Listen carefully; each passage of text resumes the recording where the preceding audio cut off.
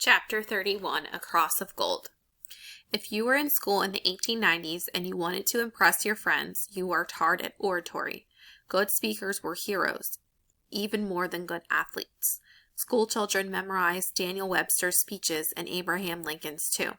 They learned long poems and recited them at school assemblies. Boys and girls joined debating teams. They learned to speak out loudly and clearly and to make their speeches interesting. Even with all of that competition, William Jennings Bryan was the outstanding speaker in his grade school, high school, and college. He was a farm boy and, like most of his Illinois neighbors, a devout Protestant who believed in the absolute truth of the words of the Bible. Because his father was Baptist and his mother Methodist, Willie Bryan attended Sunday school twice every Sunday. Along with religion, something else was central to his being. It was a belief in the values of the American Constitution and of American democracy. William Jennings Bryan believed in democracy with the same intensity and purity he brought to his religion. People quickly realized that. Bryan became a lawyer, moved to Lincoln, Nebraska, and soon impressed people there with his honesty and his sincerity. When he was just 30 years old in 1890, he got elected to Congress. Bryan was a Democrat, and Nebraskans usually voted Republican, so it was a surprising victory. In Congress, he asked questions. Why do some people who work hard have lots of money, and other people who also work hard have little? Bryan went to the Library of Congress, got books, read them, thought about gold and silver, and formed opinions. When the Democrats under Grover Cleveland repealed the Silver Purchase Act, Bryan refused to go along with his party. He spoke out, he gave his reasons, and people listened. Then he ran for the Senate, and lost. It was no disgrace for a man as young as he. It didn't slow him down a bit. He decided he would run for president. Now that seemed laughable. He was unknown in most parts of the country. The Democratic Party leaders ignored him. Bryan set to work. Someone said he had superlative self-assurance. He took a job as editor of the Omaha World-Herald. That gave him a platform, a chance to write editorials that could be sent around the country. Then he went on a speaking tour, north, south, east, and west. When he spoke, well, he was magnetic. People were attracted. These were the days before microphones. You needed a big voice to be heard. William Jennings Bryan had one. He discussed issues intelligently. He smiled and shook hands. He was always pleasant and friendly. He made complicated ideas seem simple. When he talked about gold and silver, people understood what he was saying. He was a silver man. He supported many of the reforming ideas of the populists. The Democratic Convention gathered in a packed auditorium in Chicago. The delegates were to pick a candidate for president, someone to follow Grover Cleveland, who, as you know, was a gold bug.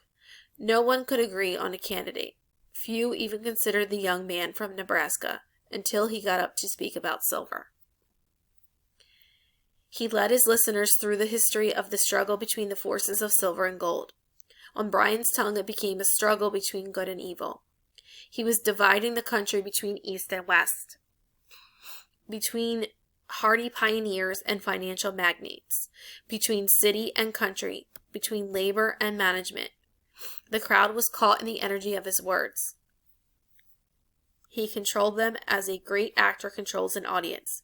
He said, "Burn down your cities and leave our farms, and your cities will spring up again as if by magic.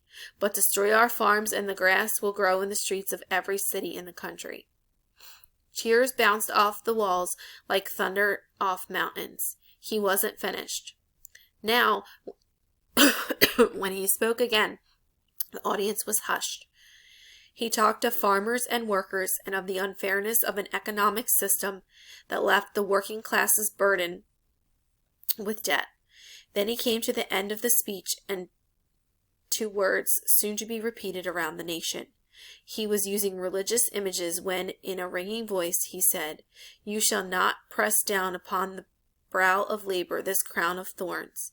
You shall not crucify mankind upon a cross of gold." The convention went crazy. The next day, the Democratic Party nominated William Jennings Bryan for President of the United States. The populists, too, were swept up in Bryan fever. They nominated the silver-tongued orator as their candidate for president. But not all the populace were happy about it. Tom Watson was furious. He thought the nation needed a third party and that the populace should have their own candidate. If the populist views joined with the Democrats, Watson said it would be the end of the populace. So when he was asked to run for vice president on the populist ticket, Watson was reluctant, but he finally agreed. In the meantime, the Republicans chose an Ohioan, William McKinley, as their candidate. He was an honest man, but his beliefs were different from Bryan's. He supported the gold standard and high tariffs. He was conservative and moderate, a quiet man able to bring people together. He believed the future lay with the new business interests. He saw no reason for government to attempt to regulate or control business. If business prospered, he thought it would also benefit the poor and the farmers. This election of 1896 was one of the most important in all of our nation's history. Americans had a real choice in 1896. Their decision set the direction the nation took in the 20th century. Here are some of the positions they took about issues. Democrats, populists. Farmers, silver, expanding money, 8-hour day, child labor laws, income tax, farm, Jeffersonian, liberal. Republicans, businessmen, some workers, gold, tight money, leave alone labor policies, no income tax, city, Hamiltonian, conservative. What a campaign it was! Bryan had little money, but he had his remarkable energy and voice. He crossed the nation by train and in just a few months gave more than 600 speeches. Sometimes he spoke 30 times in a day, making brief whistle stops. Mostly he talked about silver. In Canton, Ohio, William McKinley was engaged in a very different presidential campaign. He didn't go anywhere at all. He stayed on his front porch. People came to him. The railroads were supporting his candidacy, while corporations and banks sent lots of money.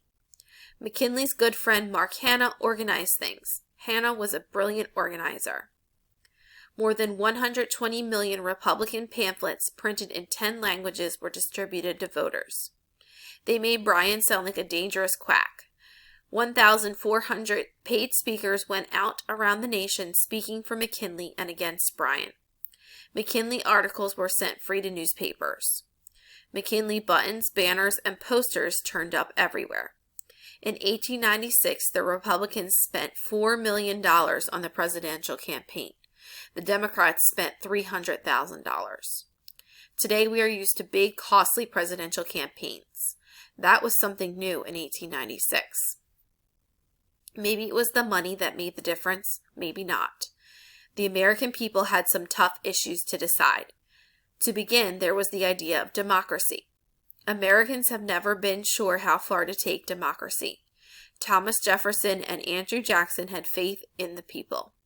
They wanted democracy to be as broad and direct as possible. They wanted the American people to make decisions for themselves. Others, like Alexander Hamilton and the McKinley Republicans, favored a more limited democracy with decision-making power in the hands of the elected, the appointed, and the leaders of business, industry, and other interests. Today we call them special interest groups. Many Americans wanted those reforms the populists called for. They wanted laws to improve working conditions. They wanted shorter working hours. They wanted laws to prevent employers from hiring children for adult jobs. Many believed the railroads and the big utilities should be owned by the government and run for all people. Most wanted to see farmers helped. But there were some things that were worrisome about Bryan. He was dividing the country into warring groups. He wasn't trying to bring the corporations and the common people together. He was picking a fight with the money interests. And he was supported by nativists and some other hate groups. The business interests fought back and won. It was the corporation that would dominate the 20th century. Some say the American people made that choice in 1896.